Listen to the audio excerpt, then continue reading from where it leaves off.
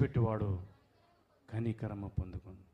దావీదు ఒప్పుకున్నాడు, దేవా దేవా నీ కృప చొప్పున నన్ను కరుణించు, నీ వాత్సల్య బాల్యం చొప్పున నా అతిక్రమములు తుడిచివే, నా పాపం ఎల్లప్పుడూ నా ఎదుటే ఉన్నది.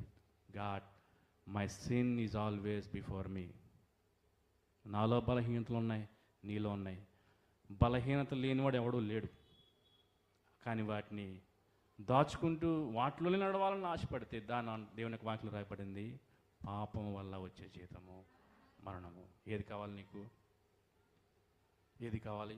హబక్కూకు అన్నాడు, నీతిమంతుడు విశ్వాసం మూలంగా దేవుడు మంచి మార్గంలో మనల్ని నడిపిస్తాడు. ఆయన మంచి మార్గంలో నిలువబెట్టాడు. ఎందుకు? ఆయన మార్గంలో ఆయన కొరకు జీవించడానికి, ఆయన కొరకు సాక్షిగా జీవించడానికి, ఆయన కొరకు బ్రతకటానికి, ఆయన కొరకు నడవటానికి